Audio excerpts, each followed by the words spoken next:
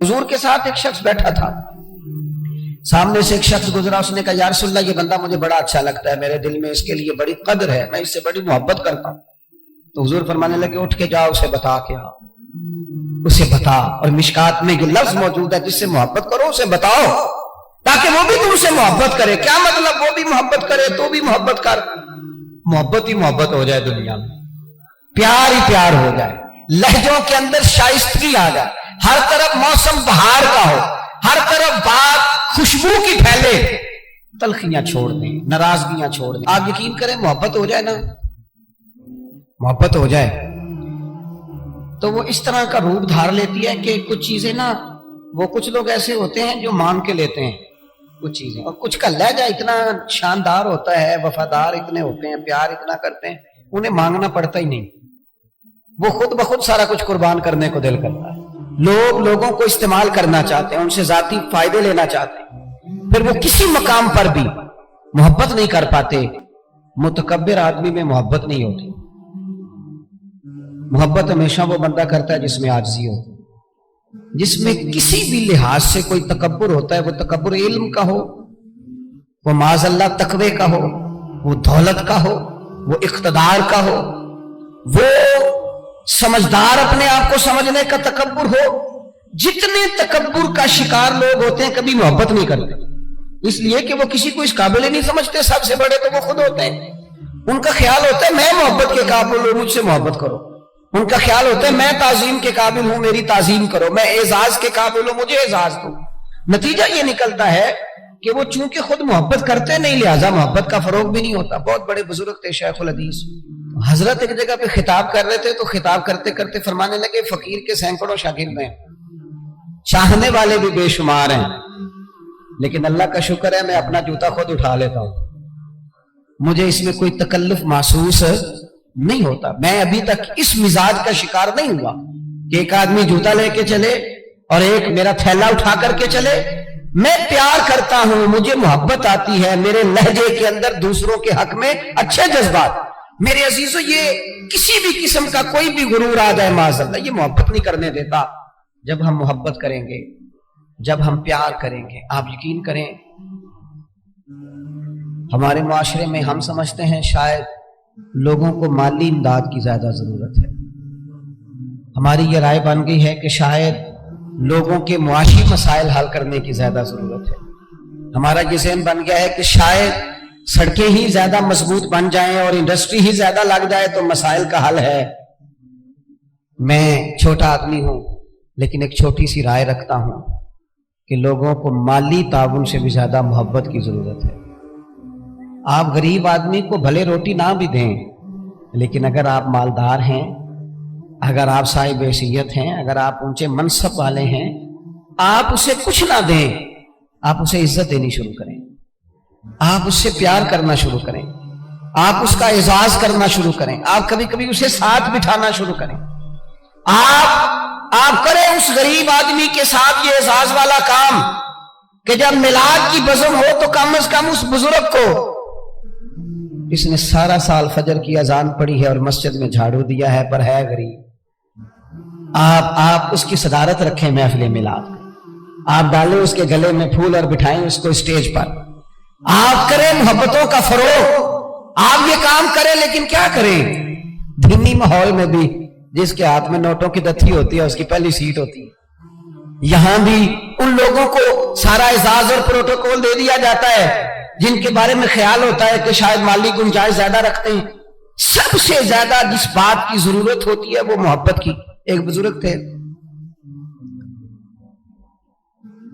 एक जगह पे उन्होंने खाना खाया, चलें किसी दानश्वर का समझ लें, किसी आदमी की मिसाल ले लें, कहीं खाना खाया उन्होंने। और मेरे साथ भी एक दफा इस तरह का एक मामला दरपेश हुआ। तो आपको पता है उमूमन ड्राइंग रूम जो होते हैं उनके साथ ही बावर्ची खाने भी होते हैं, तो शायद खाना पकाने वाले भी वहां करीब ही थे। खाना खाने के बाद उस साहब ने क्या किया, उन्होंने ना तारीफ कर दी, कहा यार बड़ा ही उम्दा खाना पका है, बड़ा ही माशाल्लाह अच्छा है।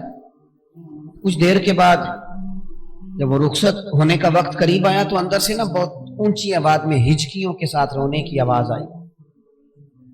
तो साहिब खाना से पूछा कि کیا ہوا ہے, اچھا تو نہیں لگتا کہ آپ کے معاملے میں مداخلت کی جائے, لیکن خیریت ہے؟ تو انہوں نے کہا نہیں, وہ آپ کی وجہ سے رو رہے ہیں گھر والے. جی ہماری وجہ سے کیوں رو رہے ہیں؟ آپ نے زبردستی کھانا پکوایا؟ کہ نہیں یہ وجہ نہیں ہے, آپ نے وہ تعریف کر دی ہے نا کھانا پکا ہے.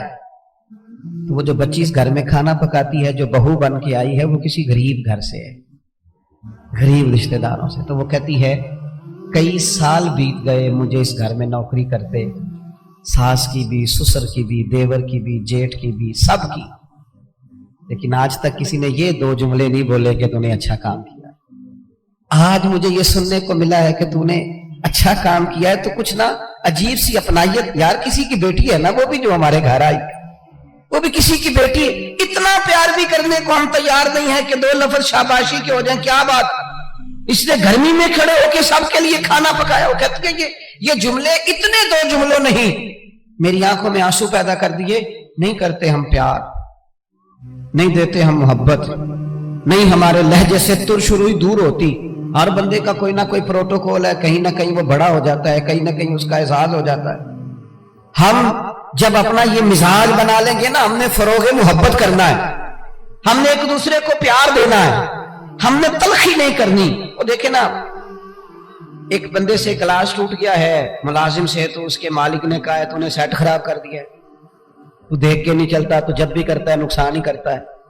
وہ بندہ پریشان ہو گیا ہے, اور پریشانی اس کی ختم نہیں ہوئی. یہ اتنی دیر ختم نہیں ہوگی جتنی دیر اس مہینے کی تنخواہ نہیں ملے گی, کیونکہ اسے ڈر ہے کہ کہیں پیسے کاٹ نہ لیے جائیں. لیکن ایک شخص کے ہاتھ سے 3-4 گلاس ٹوٹ گئے ہیں, تو مالک نے دیکھتا ہی کہا بھائی ٹینشن نہ لینا, ٹوٹنے والی چیز تھی ٹوٹ گئی, میرے بچے بھی تو توڑ دیتے ہیں, میرے سے بھی کئی دفعہ ٹوٹ جاتی ہے, آپ پریشان نہ ہو, اللہ خیر کرے گا. یہ چیز اس بیچارے کو رات سکون کی نیند دے دے گی, لیکن ہم اس کے لیے تیار نہیں ہوتے, اپنے لہجوں میں محبت پیدا نہیں کرتے. فروغ او ملت کے جوانوں, ماں باپ سے پیار کرنا شروع کر دو, 1 گھنٹہ ٹائم دینا شروع کر دو, ان کے پاس بیٹھنا شروع کر دو, ان کی دوائیاں کم ہونی شروع ہو جائیں گی. بغیر ڈاکٹر کے بڑی ساری چیزوں سے قرار آنا شروع ہو جائے. ماں سے محبت سے بات کرنی شروع کر دو, وہ جو کہے منوان قبول کرنا شروع کر دو. والد کی بات سنو. ہم نا مخدوم بن کے جینا چاہتے ہیں, سارے ہمارا اعزاز کریں. خادم بن کے جینا شروع کرو, ڈیوٹی کرنی شروع کرو, ماں باپ کی, بہن بھائیوں کی, پھر بیوی بچوں کی, دوست احباب کی, رشتہ داروں کی ڈیوٹی کرنی شروع کرو. محبتوں کو فروغ دو, پیار بانٹنے سے بڑھ جایا کرتا ہے. حدیث پاک سنو, دل ٹھنڈا ہوگا. سیدہ عائشہ صدیقہ رضی اللہ تعالیٰ عنہ فرماتی ہیں, اللہ کے محبوب علیہ السلام اتنا خیال فرماتے. ایک دن مجھ سے فرمانے لگے, عائشہ جب آپ مجھ سے راضی ہوتی ہیں پھر بھی مجھے پتہ چل جاتا ہے, اور جب آپ کے دل میں کوئی بات ہوتی ہے تو پتہ مجھے پھر بھی چل جاتا ہے. کہتی میں نے فٹافٹ عرض کی, حضور مجھے میری ماں روئے, میں اور آپ سے ناراض. حضور نہیں آپ, میں تو کب. محبوب فرمانے لگے کروں پھر بات, یا رسول اللہ کیجئے. تو سیدہ فرماتی ہیں, محبوب فرمانے لگے عائشہ کبھی کبھی قسم اٹھاتی ہو؟ میں نے کہا یا رسول اللہ اٹھاتی ہوں. تو فرمایا جب راضی ہوتی ہو تو کہتی ہو مجھے محمد عربی کے رب کی قسم صلی اللہ علیہ وسلم, اور جب تمہارے دل میں کوئی بات ہوتی ہے پھر کہتی ہو مجھے حضرت ابراہیم خلیل کے رب کی قسم, پھر جناب خلیل کی نسبت سے اللہ کی قسم اٹھاتی ہو. جناب عائشہ کہتی ہیں لوگوں میں تمہیں بتا نہیں سکتی میرا حال کیا تھا, میری روح کی پرواز کیا تھی. یا رسول اللہ صلی اللہ علیہ وسلم, آپ جملوں سے پتہ کر لیتے ہیں آج کل کوئی کیا سوچ رہا ہے, اس کے لفظوں سے اندازہ کر لیتے ہیں کہ اس کی قلبی کیفیت کیا ہے.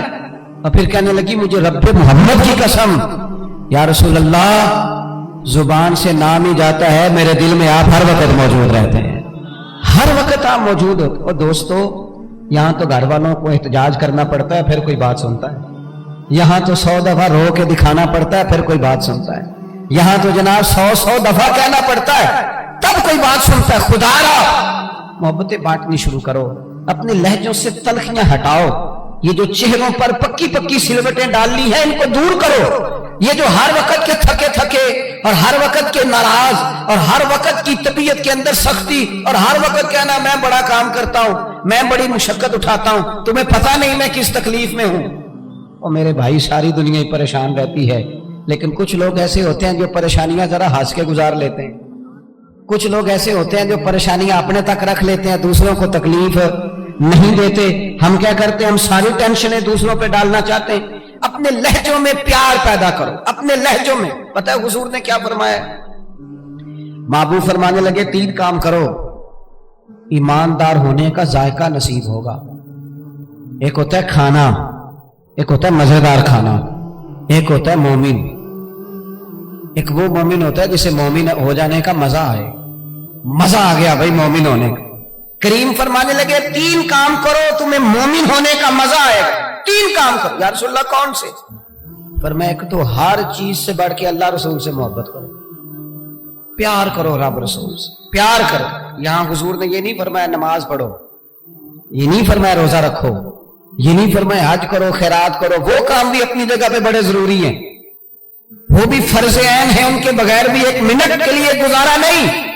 لیکن فرمایا اگر ان چیزوں کا مزہ لینا ہے نا, ادھر دیکھیے میری طرف, اگر ان چیزوں کا مزہ لینا ہے نا, کہ نماز مزیدار ہو جائے, روزہ مزیدار ہو جائے, سخاوت مزیدار ہو جائے, حج مزیدار ہو جائے, فرمایا اگر چاہتے ہو مومن ہونے کا مزہ آئے تو ہر چیز سے بڑھ کے اللہ رسول سے محبت کرو. یہ بخاری مسلم دونوں میں موجود ہے. اور فرمایا دوسرا کام یہ کرو کہ جس سے بھی محبت کرو نا, اللہ رسول کے لیے کرو. چھوڑ دو ذاتی لالچ, چھوڑ دو 1 منٹ کے لیے بھی اپنا ذاتی نہ, فقط اللہ رسول کے لیے, فقط رضا الہی کے لیے محبت کرو. اور تیسرا حضور فرماتے ہیں مسلمان ہونے کے بعد, کلمہ پڑھنے کے بعد کفر کی طرف جانا اتنا ناپسند کرو جتنا آدمی آگ میں جانا ناپسند کرتا ہے. یہ 3 کام کرو تمہیں مومن ہونے کا مزہ آئے. اگر کبھی پیار والا لہجہ بنا لیں, اگر کبھی تلخی چھوڑ دیں, اگر کبھی اپنے مزاج سے وہ ساری چیزیں دور کر دیں اور ہم رب رسول سے صحیح والا پیار کریں, تو آپ یقین کریں پھر بندہ قرآن پاک شروع کرتا ہے تو اس کا تلاوت چھوڑنے کو دل نہیں کرتا.